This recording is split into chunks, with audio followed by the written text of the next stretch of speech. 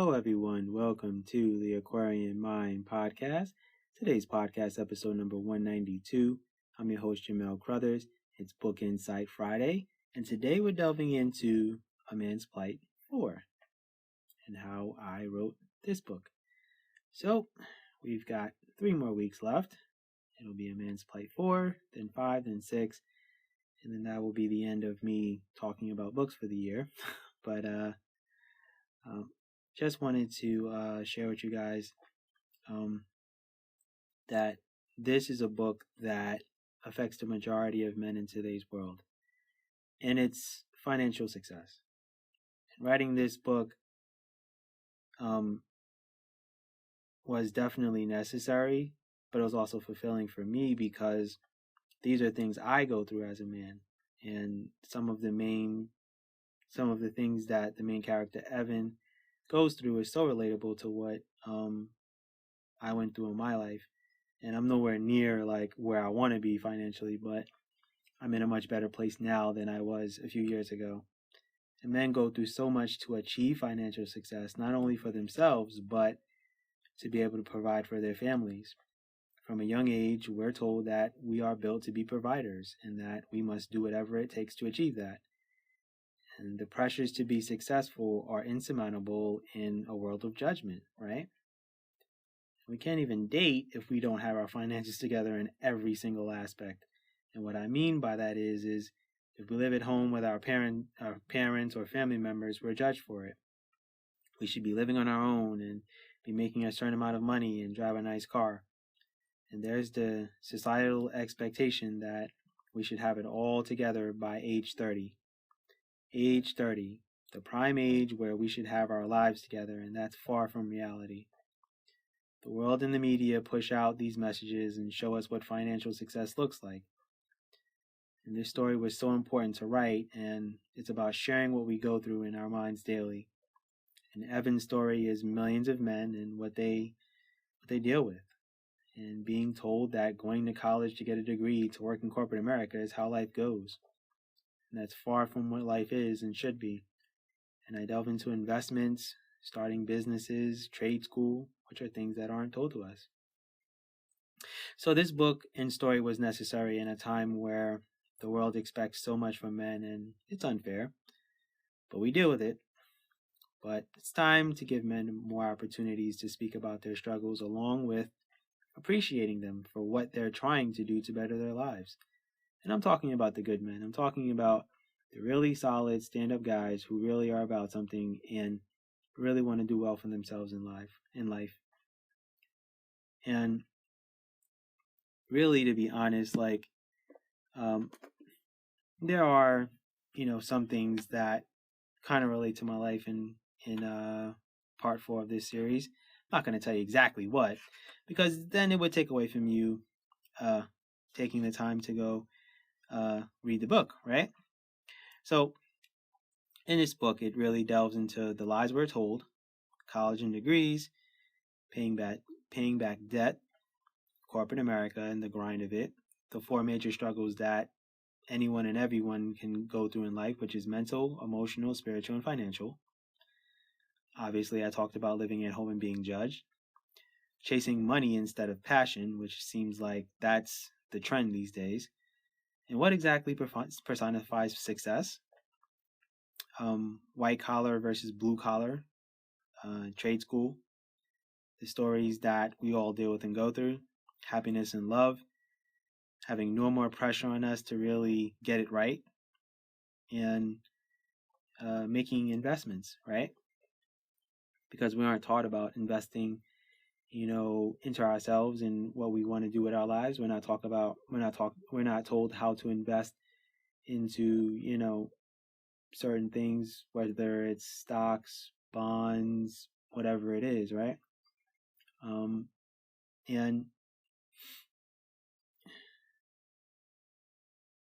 it's a lot that went into this story because I wanted to tell it the right way. I didn't want to just write, okay, this is what it is. No, I wanted to go into detail of what we have to deal with as far as financial success. Imagine we live this life under constant, like just constant pressure. We're always being shown celebrities, right? And them driving fancy cars. We're always being shown yachts and private jets and vacations and all that stuff. We're always being shown that, right? It's the same thing when we're constantly being shown like people getting engaged. Every kiss begins with K, right? And I only remember that because of the amount of times I've seen commercials for K jewelers, right? I mean, that's just what it is for us. We're seeing this stuff all the time. And I'm not saying that women don't deal with pressures either, because women, y'all really deal with pressures that are astronomically high. But what I'm trying to say is, we've got to develop some feel-good stories here. Like, we've got to allow men to go through their journey and figure it out. It wasn't until I was 37 where I can financially be good and live on my own, and I couldn't even stay in my own city that I'm from. I had to move somewhere else so I can live comfortably, right? Kind of concerning, isn't it? You should be able to live in the place that you were born in and live comfortably, but nowhere near the case, right? Because everything is increasing in this world right now. As I'm recording this, inflation has affected everyone at some point in time, right? So I want you guys to know and understand that men deal with a lot, and financial success is one of the biggest ones. And we're judged off of where we are in life. It doesn't matter.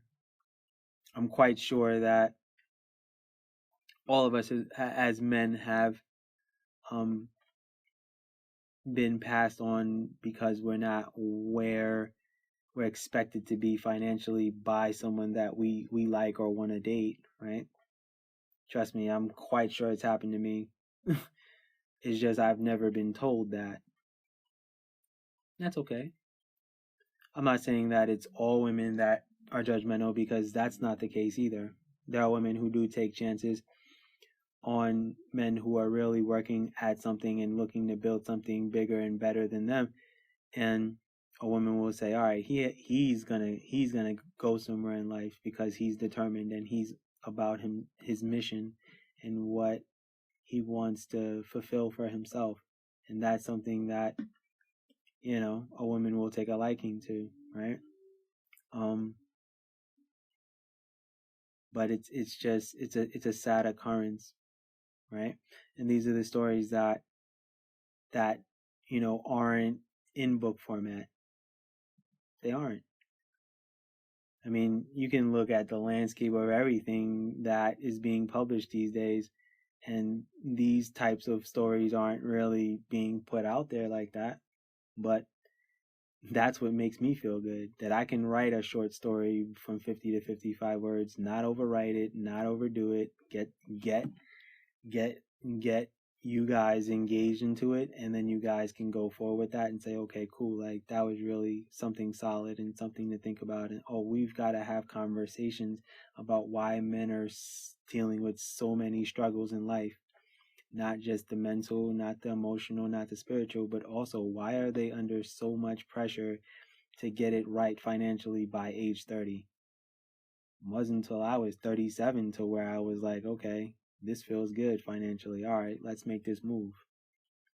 Some men don't figure it out as far as their finances till their 40s and their 50s, right? The average millionaire doesn't get there until their mid 40s, right? Some get it a little bit early, a little bit sooner, but if we want to eliminate athletes, entertainers, and actors, if you take them out of the spectrum of the average person who gets to where they want to be financially, the majority of men really aren't getting there until their 40s, right? The average man only makes $50K a year in America. I don't know what it's like in other countries, but $50K, most can't even live in the cities that they're in without having a roommate or having to scrap and claw, right? You gotta choose your battles, and why should we, right? But we have to, unfortunately, in a capitalistic world where it's about money and it's not about passion, right? And love for what you do. So, hope you guys get an understanding for how I went about writing part 4 of this series. I hope you guys are really enjoying all of this and getting the insight. Ebooks, paperbacks will be available in the description. So please go look into these books, check them out, read these stories. Let's have conversations. You guys know how to find me on my website. Do what you guys got to do. All right, I'm out of here. Hope you guys have a good weekend. Stay productive. Be good, everyone, and go accomplish your goals.